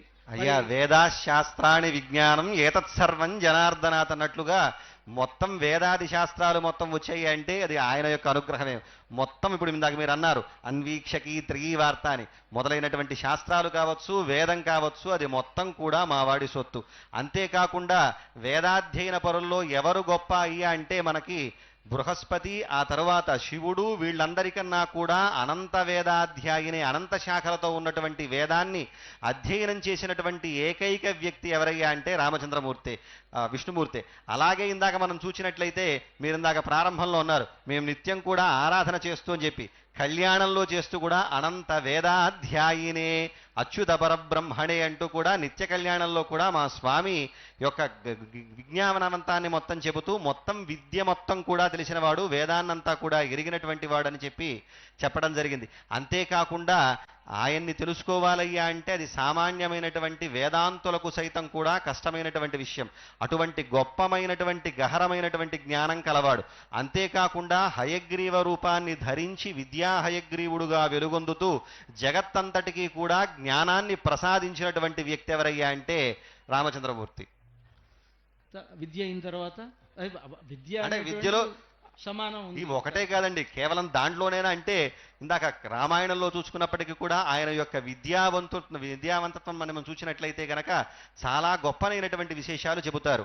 సర్వశాస్త్ర విశారద అని చెప్పినట్లుగా, అంతేకాకుండా ధనుర్విద్యలో ఆయనకి సాటినైనటువంటి వాడు లేడనటువంటిగా, అంతేకాకుండా గాంధర్వేచ భువిశ్రేష్టో బభూవ భరతాగ్రజ అని చెప్పినట్లుగా రామచంద్రమూర్తి ఎంత గొప్పవాడయ్యా అంటే ఆయన భక్తులందరూ కూడా అంత గొప్ప సంగీత జ్ఞానాన్ని పొందాడు. దేనికయ్యా అంటే ఆయన సంగీతంలో ఉన్నటువంటి వాడు, సంగీతంలో దాదాపుగా నిష్ణాతుడు. గాంధర్వేచ భువిశ్రేష్ఠ, ఈ భువిలో గాంధర్వ విద్యలో గొప్ప శ్రేష్ఠుడు ఎవరయ్యా అంటే రామచంద్రమూర్తే. భరతమందు రాగమందు తాళమందు అగ్రేసర అంటే రామచంద్రమూర్తితో ఉన్నతమైనటువంటి విద్యా సమానుడు కానీ ఏ శాస్త్రంలో చూసినప్పటికీ కూడా రామచంద్ర మించినటువంటి విద్యావంతుడు లేనేలేడు. కాబట్టి విద్య పట్ల చూసినట్లయితే మా రామచంద్రమూర్తే గొప్ప విద్యావంతుడు అని చెప్పి మనం అర్థం చేసుకోవచ్చు. అంటే సరే మీ రామచంద్రుడు విద్యావంతుడు సరే, అలానే మా అమ్మ ఏమి తక్కువదని మేము అనలేదు కదండి, నేను మామూలు చెప్తున్నాను. మీ కన్నా మీ కంటే అంటే మీరు పోనీ మీరు అలా అన్నారని చెప్పేసి అనొచ్చు. ఆ తర్వాత అయ్యా తర్వాత వయోవిత్తం, వయస్సు, ఇంకా వయస్సు దాని గురించి చూడాల్సిన అవసరం లేదు. ఎందుకంటే పెళ్లి చేద్దాం అనుకున్న తర్వాత వాళ్ళకి వీళ్ళకి ఆ పొత్తు కుదిరితేనే ఆ వయస్సును బట్టే కదా మనం పెళ్లి చూద్దాం, పెళ్లి చూపులు, ఈ ఎదుర్కోళ్ళు సన్నాహాలన్నీ చేస్తాం.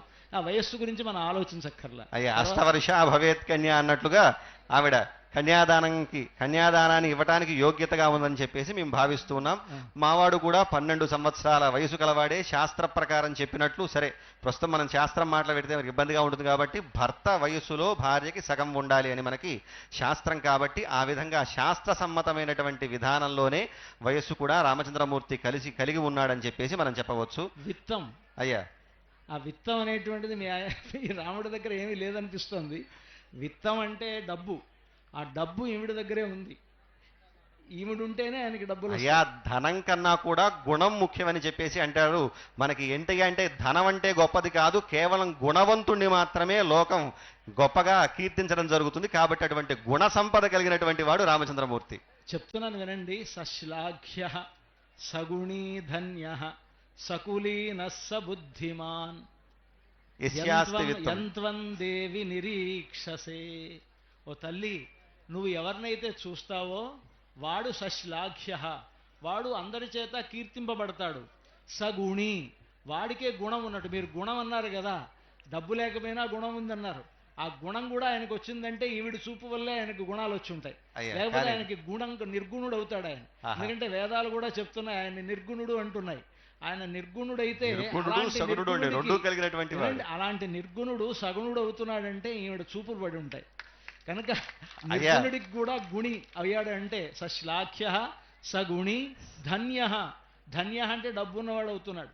ధన్య, ధన్యుడు అంటే ధన్యులం అనుకుంటాం కదా, అలా ధన్యత్వం కూడా ఆయనకి అప్పుడే ఏర్పడుతుంది. సకులీన, అలాగే ఆవిడ చూపులు పడితేనే ఆయన కులీనుడు గొప్పవాడు అవుతాడు. సబుద్ధిమాన్, అలాగే మంచి బుద్ధి కలిగిన వాడు అవుతాడు. సశూర, ఆయన గొప్ప శూరుడవుతాడు. సచ విక్రాంత, ఆవిడ చూపులు పడితేనే ఆయన గొప్ప విక్రాంతి, గొప్ప క్రాంతి, ఒక విక్రమం ఏర్పడుతుంది. సచ విక్రాంత సశూర సచ విక్రాంత యంత్వం దేవి నిరీక్షసే. ఎవరినైతే ఆవిడ చూస్తుందో ఆవిడ చూపులు పడినటువంటి వాడికి ఇలాంటి మంచి మంచి లక్షణాలన్నీ ఉంటాయి, లేకపోతే ఆయనకు ఉండదు. కనుక అలాంటి గొప్పతనం కలిగినటువంటిది ఈవిడ. అది కాదండి, సూర్యస్యాపి భవేత్ సూర్య, అగ్నేరగ్ని ప్రభో ప్రభు శ్రియశ్రీశ్చ భవేదగ్ర్య కీర్తి కీర్తి క్షమాక్షమా అని చెప్పేసి వాల్మీకి భగవానుడు చెబుతారు. లక్ష్మికే లక్ష్మి లాంటివాడు. ఇప్పుడు ఆవిడ వెలుగొందుతుందయ్యా అంటే దేనివల్లయ్యా అంటే రామచంద్రమూర్తి వల్లే ఆవిడ వెలుగొందుతుంది. కాబట్టి సంపదలో చూచినా సరే రామచంద్రమూర్తిది గొప్ప సంపద కలిగినటువంటి వాడు. ఆమె కన్నా ఉన్నత సంపద కలవాడు, ఆవిడికే సంపదను ప్రసాదించేటువంటి శక్తి కలిగినటువంటి వాడు రామచంద్రమూర్తి. అంతేకాకుండా ఇందాక మనం చెప్పుకున్నట్లుగా ధనమున్నవాడే గొప్పవాడు అంటాడు. కానీ లోకంలో ఇంకొక మాట కూడా ఉంది. ఆవిడేంటయ్యా అంటే చెంచలత్వం కలిగినటువంటిది లక్ష్మి అని చెప్పేసి అంటారు. అటువంటి చెంచల అయినటువంటి లక్ష్మీదేవి కూడా నిశ్చలంగా ఎవరి దగ్గర ఉందయ్యా అంటే శ్రీమన్నారాయణుడి దగ్గరే ఉంది. కాబట్టి అటువంటి చెంచలత్వం కలిగినటువంటి లక్ష్మీదేవిని కూడా నిశ్చలంగా పెట్టుకున్నటువంటి వాడు శ్రీమన్నారాయణుడు. అంతేకాకుండా ఏంటది ధనం ఆర్జించేటప్పుడు కష్టం, ఆర్జించినటువంటి దాన్ని దాచుకునేటువంటి సమయంలోనూ కష్టమే, ఖర్చు పెట్టేటువంటి సమయంలోనూ కష్టమే. కాబట్టి దుఃఖకారకమైనటువంటిది ధనము అని చెప్పి ఒక నానుడి. ఇప్పుడు అయితే ధనం వద్దనా మీకు ఉద్దేశం? అయ్యా ధనం వద్దని కాదు, మీరు అదే ప్రాధాన్యంగా తీసుకున్నట్లయితే కనుక ఏమంటున్నారంటే విత్తం అని మీరే చెప్పారు, అంటే డబ్బు ఉండాలి అని. మాకు డబ్బు అవసరం లేదు అంటున్నారు. అంటే రెండు స్టేట్మెంట్స్ మీ దగ్గర నుంచి వస్తున్నాయి. ఇక్కడే మాకు రామోద్విర్ణాభిభాషతే అని అందరు అంటున్నారు. రాముడు రెండు మాటలు మాట్లాడకూడదని మీరు రెండు మాటలు మాట్లాడుతున్నారు. రెండు మాటలు కాదు స్వామి, దానివల్ల కలిగేటువంటి ఇబ్బంది చెబుతున్నాం అంతే తప్ప ఇక్కడ రెండో మాట అనేటువంటిది లేదు. ఆయన ఒకటే మాట ఒకటే బాణం అన్నట్టుగా ఒకే మాట పైన నిలబడేటువంటి వ్యక్తిత్వం కలవాడే కాదు. అదే సరే, నేను అర్థమైంది మీరు అన్నారు కాబట్టి మా మీదే అని చెప్పేసి అర్థమైంది. అయ్యా అటువంటిది ఏవీ లేదు. కావాల్సినటువంటి వాళ్లే విత్తం అందరికీ కావాలి, చిత్తం దానిపైనే ఉంటుంది. సమ్రాట్ అయినా సామాన్యులైనా కూడా నిత్యం కలవరించేది దానికోసమే. అదుగోండి అటువంటి దాన్నంతా కూడా ప్రసాదించేటువంటి శక్తి కలిగినటువంటి వాడు ఎవరయ్యా అంటే రామచంద్రమూర్తే. కాబట్టి దాని పరంగా చూసినప్పటికీ కూడా మనకి రామచంద్రమూర్తి సంపదలో కూడా సమున్నతమైనటువంటి వ్యక్తి అని చెప్పేసి మనకు అర్థమవుతోంది. కానీ రామాయణంలో ఒక విషయం తెలుస్తోంది మనకి. రాముడికి లేని ఒక గొప్పతనం సీతమ్మకే ఉంది. అదేమిటంటే రాముడు తన దగ్గరికి శరణాగతి చేసి వచ్చినటువంటి విభీషణుణ్ణి చాలా పరీక్షించి తన చుట్టూ ఉండేటువంటి మంత్రులు అంటే విభీషణుడు తన దగ్గరికి వచ్చాడు. రావణాసురుడి తమ్ముడైనటువంటి విభీషణుణ్ణి తన వైపు చేర్చుకోవాలా వద్దా అని అక్కడ ఉండేటువంటి వానర వీరులందరితో సంప్రదించి వాళ్ళ అభిప్రాయాలు తీసుకొని చిట్ట చివరికి రక్షించాడు. కానీ సీతమ్మ అటువంటిదేమీ లేకుండా తనను హింసించినటువంటి అవాగమ్యాం హింసాం తవ కృతవతీ రాక్షసవధూహు అవాగమ్యాం హింసాం, నోటితో చెప్పలేనంత హింసించారు ఆ సీతమ్మ వారిని లంకలో ఉండేటువంటి చుట్టూ ఉండేటువంటి రాక్షసులు. అలాంటి వాళ్ళని సీతమ్మ వారు అవాగమ్యాం హింసాం తవ కృతవతీ రాక్షసవధూహు, ఆ రాక్షస స్త్రీలందరినీ కూడా నీవు హనుమంతుడి నుంచి రక్షించావు కదమ్మా అని పెద్దవాళ్ళు అంటారు.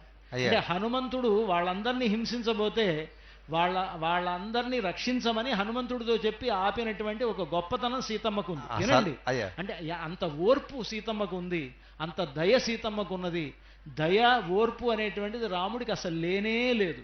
ఖచ్చితంగా ఉన్నవాడండి, దయ కలిగినటువంటి వాడే. క్షమ అని ఇందాకే చెప్పాం, ఓర్పు చాలా కలిగినటువంటి వాడు. అటువంటి వాడు ఇందాక ఇప్పుడు మీరు అన్నారు ఆ హనుమంతుడికి ఆ గొప్పతనం, సీతమ్మకి ఆ గొప్పతనం కలిగిందయ్యా అంటే దాన్ని ఒక పద్యంలో చెబుతారు. ఎలాగయ్యా అంటే ఆకృతి రామచంద్ర విరహాకృతి కన్బొమతీరు స్వామి చాపాకృతి కన్నులన్ ప్రభు కృపాకృతి అంటూ ఆ కన్నులలో కారుణ్యం ఏర్పడింది ఎవరి వల్ల అయ్యా అంటే అది రామచంద్రమూర్తి వల్లే. అక్కడ అసలు సుందరకాండలో ఉన్నటువంటి అమ్మవారు ఎవరిలా ఉన్నారయ్యా అంటే అది మొత్తం కూడా రామచంద్రమూర్తి యొక్క ఆకృతిగానే అక్కడ మనకు కనిపిస్తుంది. ఇందాకే చెప్పుకున్నాము, మనం దేహాలు వేరైనా కూడా మనస్సు ఒకటే. కాబట్టి ఈ కారుణ్యం అక్కడికి వచ్చిందయ్యా అంటే ఈయన వల్లే అది ప్రసాదించినట్టుగా మనం భావించవచ్చు. చాలా పొరపాటు. ఆవిడ అసలు కారుణ్యమే ఒక రూపం, అది కరుణామివ రూపిణీం. అంటే ఈవిడ వల్ల ఆయనకి కరుణ రావాలి, కానీ ఈవిడ లేకుండా ఆయనకి కరుణ వచ్చేటువంటి అవకాశం లేదు. ఇది పెద్దవాళ్ళు చెప్పినటువంటి మాటకు విరుద్ధం మీరు చెప్పింది. ఆవిడ ఉంటేనే ఆయన కరుణ వస్తుంది, ఆయన పక్కన ఉంటేనే.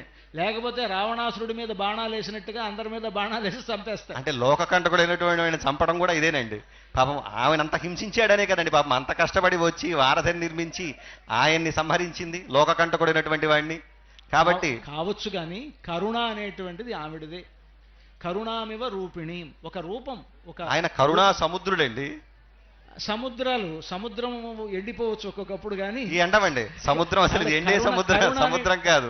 కరుణ అనేటువంటిది ఒక రూపం అయినప్పుడు కరుణ సముద్రం కంటే కూడా కరుణే గొప్పదవుతుంది. కరుణ ఒక రూపం.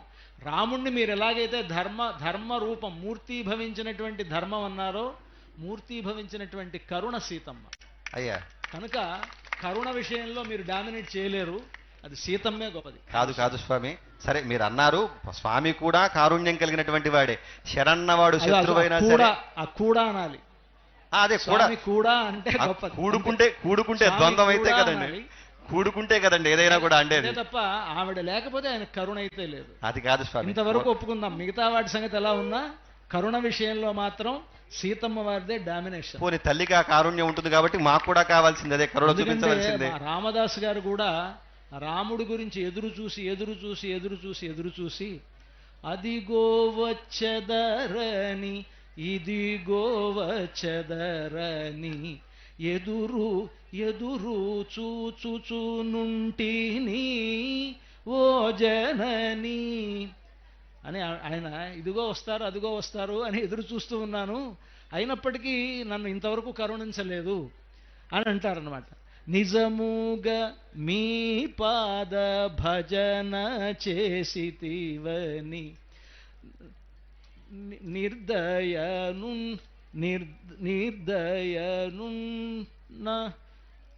నిజముగా మీ పాద భజన చేసితినని నిర్దయ చూపినారు ఓ జనని సుజనావళిని మీ ఎటును బోచిరో నిజముగాదని పించెను ఓ జనని జనకతనయనాదు మనవి గైగొని జగజ్జనకు